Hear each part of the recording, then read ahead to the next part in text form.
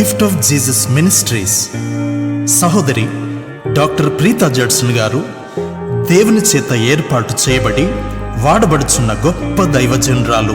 వీరి ద్వారా దేవుడు పలికించుచున్న మాటలు లక్షలాది ప్రజలను దేవుని వైపు నడిపించుచున్నవి. వీరి ద్వారా వెల్లడి చేయబడుచున్న దేవుని శక్తి అద్భుతమైనది. సహోదరి ద్వారా ప్రజలకు దేవుడు విడుదలను, స్వస్థతను ఇచ్చుచున్నాడు. మీ దీవెనల కొరకు వారు మాట్లాడిన సందేశమును మీకందించుచున్నాము. జాగ్రత్తగా వినండి, ప్రార్థనలో ఏకీభవించండి. ఇదిగో మన సహోదరి డాక్టర్ ప్రీతా జడ్సన్ గారు.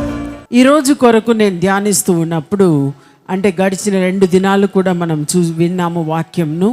కానీ ఈరోజు కొరకు మాత్రం నేను ధ్యానిస్తున్నప్పుడు దేవుడు రాకడ గురించి మాట్లాడమని, కమింగ్ గురించి, ఆయన రాకడ గురించి మాట్లాడమని నాతో మాట్లాడాడు. మత్తయి సువార్త 24వ అధ్యాయము 43వ వచనంలో మనం చూసినట్లయితే, ఏ జామమున దొంగ వచ్చునో ఇంటి యజమానునికి తెలిసి ఉండిన ఎడల అతడు మేలుకుగా ఉండి తన ఇంటికి కన్నము వేయనీయడని మీరు ఎరుగుదురు అని చెప్పి రాయబడి ఉంది. ఈ మత్తయి సువార్తలో మనం చూసినట్లయితే యేసు చెప్పిన అనేక ఉపదేశములు, అనేక ప్రసంగాలు బైబిల్ గ్రంథంలో మనం చూస్తూ ఉన్నాం. అలా మనం చూస్తే ఇక్కడ ఈ మత్తయి సువార్త 24లో మనం ప్రత్యేకంగా చూసినట్లయితే ఆ అధ్యాయం అంతా కూడా దాదాపు, అంటే ఫుల్ కాదు, దాదాపు ఆ మధ్య భాగం నుండి స్టార్ట్ అవుతుంది. దేవుని రాకడ గురించి, అంటే యేసు ప్రభు యొక్క, అంటే 2వ రాకడ గురించి, అంటే యేసు ఈ మాటలు మాట్లాడుతున్నప్పుడు ఆయన ఎప్పుడు మాట్లాడాడు అని మనం చెప్తే, మనం ఈరోజు ధ్యానిస్తున్నామండి. ఈరోజు ఇప్పుడు ఎంత టైం పట్టింది? యేసు మాట్లాడినప్పటికీ ఇప్పటికీ దాదాపు 2000 సంవత్సరం ఎక్కువ దాటింది. 2000 years ఎక్కువ అయింది. అంటే ఈరోజు మనము 2025 ADలో ఉన్నాం. After the death of Jesus Christ. AD అంటే యేసు చనిపోయి 2025 సంవత్సరం, అంటే ఎగ్జాక్ట్గా కాదు అది, కానీ కొంత డిఫరెన్స్, అంటే 2000 అని మనం అనుకుందాం. 2000 years, 2000 సంవత్సరం పైన మనము ఈ వాక్యంను మనం ధ్యానిస్తూ ఉన్నాం. అంటే ఇది ఎంత భద్రపరిచారు చూడండి ఈ వాక్యంను. అయితే ఈరోజు మనందరికీ బైబిల్స్ ఉన్నాయి, గ్రంథం ఉన్నాయి, బుక్స్ ఉన్నాయి, నా దగ్గర ఐప్యాడ్స్ ఉన్నాయి. ఈ ఐప్యాడ్స్లో చాలా భాషల్లో బైబిల్స్ ఉన్నాయి. సో ఈ రీతిగా కూడా మనం ధ్యానించవచ్చు. అయితే మనం చూసినట్లయితే ఇక్కడ రాయబడి ఉంది, ఏ జామమున దొంగ వచ్చునో ఇంటి యజమానికి తెలిసి ఉండిన ఎడల అతడు మేలుకోగా ఉండి, అంటే దొంగ ఎప్పుడైనా చెప్పుకొని వస్తాడా? ఇక్కడ రాయబడి ఉంది, ఏ జామమున దొంగ వచ్చునో. ఇప్పుడు మీ ఇంటికి ఒకవేళ చుట్టాలు వస్తే చెప్పుకొని వస్తారు కదా, ఈరోజు వస్తామండి, రేపు వస్తామండి, వచ్చే వారం వస్తామండి. కానీ దొంగ వచ్చినప్పుడు చెప్పుకొని వస్తారా? చెప్పుకొని రాడు. అందుకే ఇక్కడ రాయబడి ఉంది, దొంగ ఏ జామమున వచ్చునో, ఏ గడియ వచ్చునో, ఎప్పుడు వస్తాడో తెలియక వస్తాడు. అతడు తెలిసి ఉండిన ఎడల, ఒకవేళ తెలిసి ఉంటే ఏం చేస్తామండి? మేలుకోగా ఉండి వారి ఇంటిని కన్నము వేయనీయడని అక్కడ రాయబడి ఉంది. అంటే దొంగతనం చేయకుండా, దొంగతనం జరగకుండా చాలా జాగ్రత్తగా మనం మన ఇల్లుని కాపాడుకుంటాం. మా ఇంట్లో కూడా సెక్యూరిటీ కోసం మా ఇల్లు చాలా సెక్యూర్గానే ఉంటుంది. వాచ్మెన్ ఉంటాడు 24 hours. సరే, ఎంత ఉన్నా కూడా ఒకరోజు అనుకున్నారు వీళ్ళు, బ్రదర్ ఏమనుకున్నారంటే, మన ఇంటికి సీసీ కెమెరాస్ పెట్టాలి. ఏం పెట్టాలి? ఇంటి చుట్టూ కెమెరా పెట్టాలి. కెమెరా పెట్టి అది ఏం చేయవచ్చు అంటే మన ఫోన్లో చూసుకోవచ్చు, ఎవరు వస్తున్నారు, ఎవరు పోతున్నారు అన్నీ కూడా మన ఫోన్లో చూసుకోవచ్చు సీసీ కెమెరా పెట్టి. ఆ రీతిగా పెట్టుకున్నారు, ఎవరు వస్తున్నారని చూసుకోవడానికి అని. అంటే ఈ రోజుల్లో టెక్నాలజీ బాగా పెరిగింది, మన ఫోన్లో చూసుకోవచ్చు. ఇప్పుడు నేను కట్టుకున్న వాచ్, ఈ వాచ్లో కూడా చూసుకోవచ్చు. ఆ రీతిగా టెక్నాలజీ బాగా పెరిగింది. అయితే ఈ వాక్యంలో మనం చూసినట్లయితే ఈ 24వ అధ్యాయంలో దానికి ముందు ఉన్న వచనం మనం 43 చూసినాము. 43కు ముందు ఉన్న కొన్ని వాక్యము మనం చూడబోతున్నాం. 36 వచనమును మనం చూసినట్లయితే అదే మత్తయి సువార్త 24వ అధ్యాయంలో 36 వచనంలో మనం చూస్తే, అయితే ఆ దినమును గూర్చియు ఆ గడియను గూర్చియు తండ్రి మాత్రమే ఎరుగును కానీ ఏ మనుష్యుడైనను పరలోకమందలి దూతలైనను కుమారుడైనను ఎరుగరు అని చెప్పి రాయబడి ఉంది. అంటే దేని గురించి అంటే ఇక్కడ ఏ జామమున ఆయన వస్తాడో మనకు తెలియదు అని రాయబడి ఉంది. అందుకే రాయబడి ఉంది దొంగ వచ్చినట్లు ఆయన వచ్చును అని. ఇక్కడ రాయబడిన ఈ మాట ప్రకారం మనం చూసినట్లయితే ఆయన ఆ గడియ గూర్చియు తండ్రి మాత్రమే ఎరుగునంట. ఇప్పుడు వరకు ఇది రాసి ఈ మత్తయి సువార్త రాసి ఎన్నో సంవత్సరాలు అయింది. అయినప్పటికీ మనము ఇంకా ఏం చేస్తున్నామండి, కనిపెడుతూనే ఉన్నాం. మా తాతయ్య రోజుల్లోనే, అంటే ఆ రోజుల్లో ఆయన కేరళలో త్రిశూర్ అనే ప్రాంతంలో ఆయన సేవ చేశారు. సేవ చేస్తూ ఆయనకు అప్పుడప్పుడే అక్కడ యాంగ్లికన్ చర్చ్, అప్పుడు మన ఇండియాకు స్వతంత్రం రాలేదంట. ఆ టైంలో వారు ఆయనను యాంగ్లికన్ బిషప్గా ఆయనను అపాయింట్ చేశారు. అప్పుడు ఆయన అన్ని చోటు తిరుగుచూ ఆ రోజుల్లోనే కనీసం 100 సంవత్సరంకి ఎక్కువనే ఉంటుందేమో, అంటే మా అమ్మకే 90 years పైన ఉంటుంది, చనిపోయారు. కానీ నేనేమంటున్నానంటే ఆ రోజుల్లోనే, మా తాతయ్య రోజుల్లోనే ఆయన చాలా సంవత్సరాలు ఏం ప్రసంగించాడో తెలుసా, యేసయ్య రాబోతున్నాడు అంటే. మనము ఆ రీతిగా చెప్తూ ఒకవేళ కొంతమందికి ఇప్పుడు నిర్లక్ష్యం అయిపోయింది, చాలా సంవత్సరం నుండి వస్తాడు అని చెప్తున్నారు, కానీ ఇంకా రాలేదు కదా అని అంటున్నారు. అది వాక్యంలో ఇంకా మనం చూడబోతున్నాం. 37లో రాయబడి ఉంది, నోవహు దినములు ఎలాగుండునో మనుష్య కుమారుని రాకడేను అలాగే ఉండును. నోవా దినంలో ఏం జరిగిందండి? నోవా దినంలో దేవుడు నోవాతో మాట్లాడాడు, ఇదిగో జల ప్రళయం వస్తుంది, నీవు ఒక ఓడను సిద్ధము చేయని. కానీ నోవా ఏం చేశాడు? అలా సిద్ధం చేస్తున్నప్పుడు అక్కడున్న ప్రజలంతా అందరూ ఏం చేశారంట? ఎగతాళి చేశారంట. ఓహో, ఇంత పెద్ద ఓడ కడుతున్నాడు, వర్షం కూడా పడలేదు, ఒక చిన్న చినుకులు కూడా లేదు, ఈ రీతిగా ఓడ కడుతున్నాడు కదా, ఎక్కడ వర్షం ఉంది, ఎక్కడ నీళ్ళు ఉంది, ఓ పిచ్చోడు అని చెప్పి చాలా రకంగా నోవా గురించి మాట్లాడాడు. కానీ నోవా దేవుని స్వరానికి లోబడ్డాడు. ఆయన రాకడ అంటే ఈ రీతిగా జలం వస్తుంది, జల ప్రళయం వస్తుంది అని తెలిసిన నోవాహు అక్కడ ఆ రీతిగా ఏం చేశాడంటే ఆయన పెద్ద ఓడను తయారు చేశాడంట. అంటే ఈరోజు కూడా అది ఎక్కడో ఊరి పేరు మర్చిపోయాను, అక్కడ కనిపెట్టారు అని చెప్తున్నారు. ఇప్పుడు కూడా నోవాహు ఆ ఓడ ఒక మాదిరి, అంటే ఆ రిప్లికా లాగా ఒక రిప్లికా అని చెప్పలేమేమో, అంటే వాస్తవంగా ఓడనే అని అంటున్నారు, అది కనిపెట్టారు అని చెప్పి ఇంకా చాలా రీసెర్చెస్లో చెప్తున్నారు. అది ఎంతవరకు వాస్తవమో నాకు తెలియదు, నేను చూడలేదు. కానీ ఇంకా రాయబడి ఉంది ఆ వాక్యంలో చూస్తే, నోవా దినములు ఎలాగుండునో మనిషి కుమారుని రాకడేను అలాగే ఉండును. ఈ రోజులో ఒకవేళ మనం అందరూ చేరి వచ్చి దేవుని వాక్యంను వినడానికి మనం వచ్చినాం, కానీ ఇంకా అనేకులు మనలాగా, ఇప్పుడు మనం కొన్ని వేల మంది ఇక్కడ ఉండవచ్చు, కానీ ఈ రీతిగా దేవుణ్ణి ఎరుగని వారు ఎక్కువగా మన దేశంలో చాలామంది, ఎన్నో వేల మంది ఉన్నారు. నేను మొన్న లండన్కి వెళ్ళానండి. లండన్కి వెళ్ళినప్పుడు నేను చాలా పెద్ద పెద్ద చర్చెస్ చూశాను. ఆ చర్చెస్ చూసి నాకు చాలా సంతోషమైంది. అప్పుడు నన్ను కారులో తీసుకెళ్తున్న ఫ్యామిలీని చూసి అన్నాను, అయ్యో ఎంత బ్యూటిఫుల్గా ఉంది ఈ చర్చ్ అని. అప్పుడు వాళ్ళు నవ్వుకుంటూ చెప్పారు, సిస్టర్ మీకు ఇక్కడ ఉన్న సంగతి తెలియదు, మీరు చూస్తున్న ఈ పెద్ద పెద్ద చర్చెస్ అంతా పైన రూపం మాత్రం, అంటే బయట ఉన్న ఆ చర్చ్ మాత్రం ఆ సిలువ పైన అలాగే ఉంటుంది, అంటే బయట ఉన్న ఆ ఒక ఆకారం అన్ని అట్లనే ఉంటుంది, అది కూలగొట్టకూడదంట వాళ్ళ రూల్. అంటే కూలగొట్టకుండా ఏం చేశారంట, చాలా ముస్లిమ్స్ వారు ఏం చేశారంట, ఆ చర్చెస్ని కొనుక్కున్నారంట. కొనుక్కొని ఏం చేశారంట, లోపల వాళ్ళ ఒక మస్జిద్గా ఉంచుకొని బయట ఏం అంటే చర్చ్ లాగానే ఉంది, అన్ని బయట చర్చ్ లాగానే ఉంది, అమ్మేస్తున్నారు. లక్షలకు కోట్లకు అమ్ముతున్నారంట చర్చెస్ని. అది చూసినప్పుడు నాకు చాలా బాధ కలిగింది. అలా బాధ కలిగి నేను అన్నాను, ప్రభువా నిజంగానే వాస్తవంగానే ఇక్కడ యథార్థమైన క్రైస్తవులు ఉన్నారా అని చెప్పి. తర్వాత ఇంకా నెక్స్ట్ డే నెక్స్ట్ సండే ఒక పెద్ద చర్చ్, బ్రిటిషర్స్ చర్చ్ అని చెప్పి నన్ను తీసుకెళ్లారు. ఆ చర్చ్ పోతే చాలా పెద్ద పినకల్స్ అంటారు కదా, పెద్దగా అట్లా కట్టి ఉంది.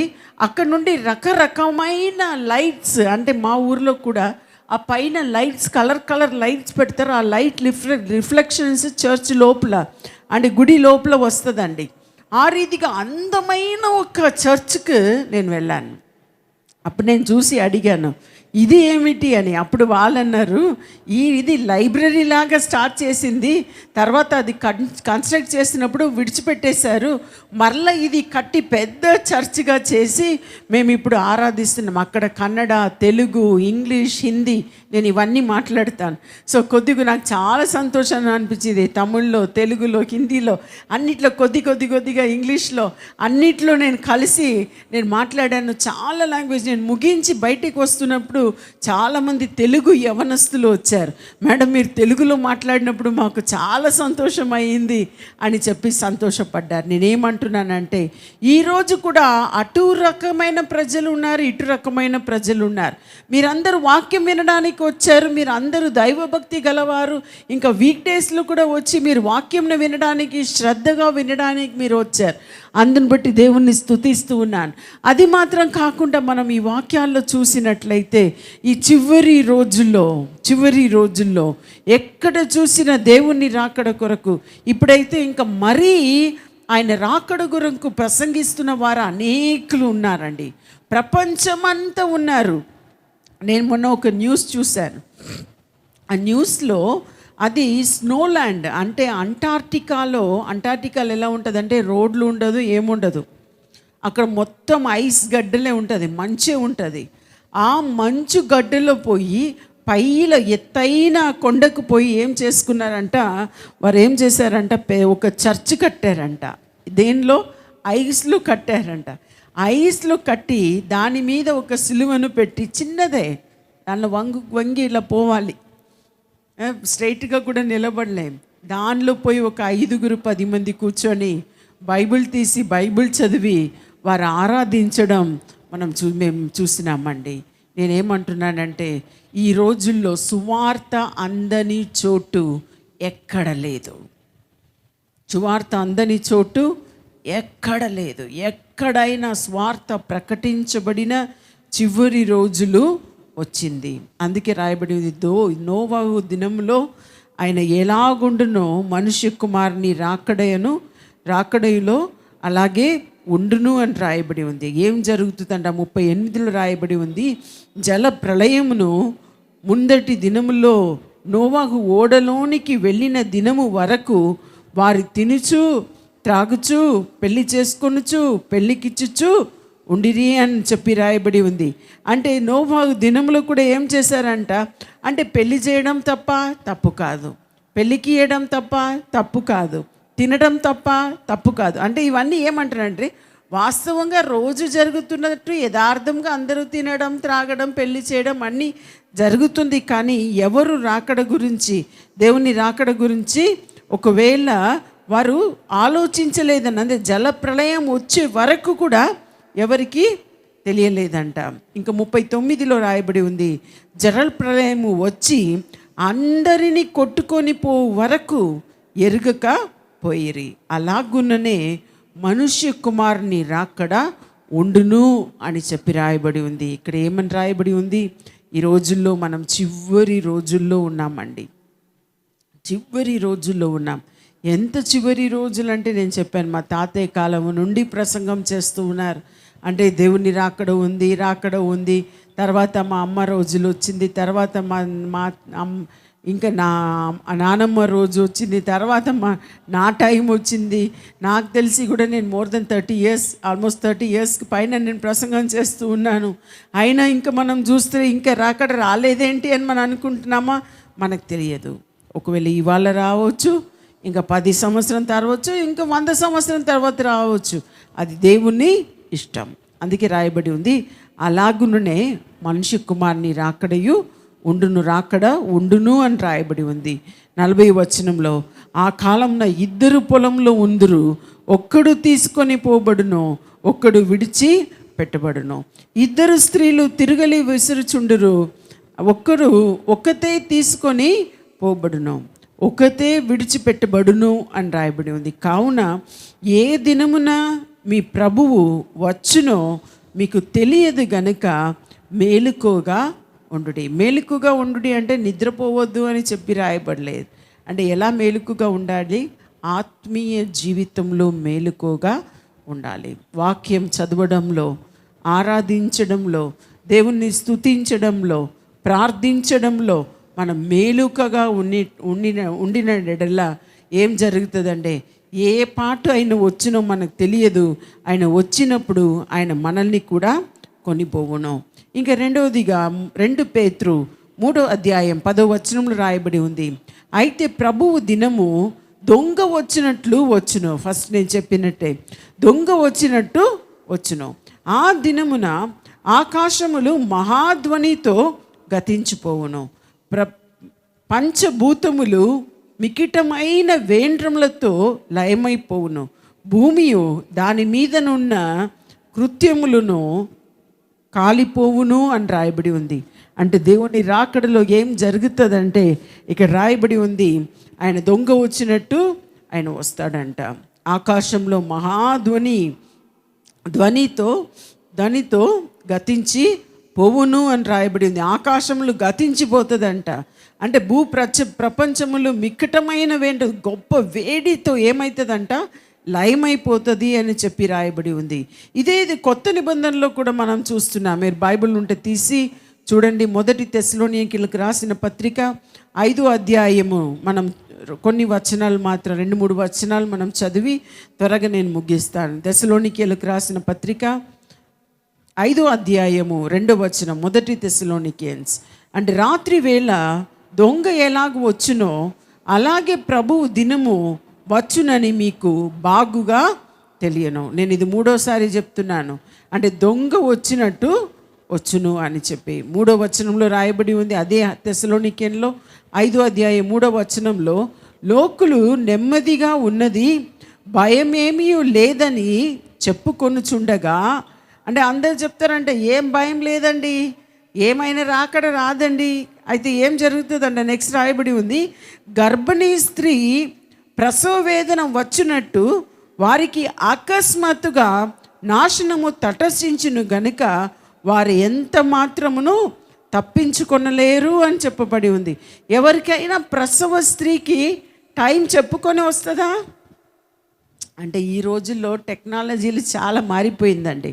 నాకైతే 4 ఆపరేషన్స్ కూడా ఎలెక్టివ్ సిజరీన్స్ అంటే మీకు డాక్టర్స్ ఒకవేళ చెప్పి ఉంటారు కొందరికి, అంటే ముందుగానే టైం ప్లాన్ చేసి నొప్పి రాకూడదని, అంటే అది ఏదో ప్రాబ్లం వస్తుందని, బీపీ డయాబెటిక్ అప్పుడు ఉండే కనుక ఇంకా ప్రాబ్లం వస్తుందని చెప్పి ముందుగానే టైం నిర్ణయించారు. ఈరోజు ఈ తారీఖు ఈ తెల్లవారుజామున 5 గంటలకు నైటే అంతా ఎనిమంతా ఇచ్చిపెట్టి రెడీగా మార్నింగ్ 5 గంటలకు ఆపరేషన్ చేశారు. 3 ఆపరేషన్స్ అలా జరిగింది. 3 ఆపరేషన్ అంటే నిన్ననే చెప్పాను, ఒక కొడుకు చనిపోయాడు దాని తర్వాత లాస్ట్లో 4th సిజరీన్లో, అంటే ఎవరికి అలా చేయరంట, కానీ మిరాకిల్గా దేవుడు నాకు అవకాశం ఇచ్చాడు.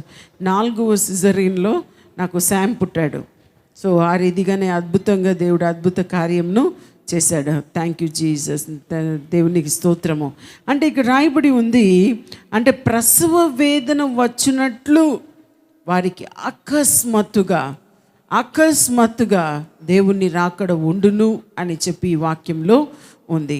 ఇంకా 4వ వచనంలో అదే తెస్సలోనికీయులు 5:4లో, సహోదరులారా, ఆ దినము దొంగవలే మీ మీదికి వచ్చుటకు మీరు చీకటిలో ఉన్నవారు కారు.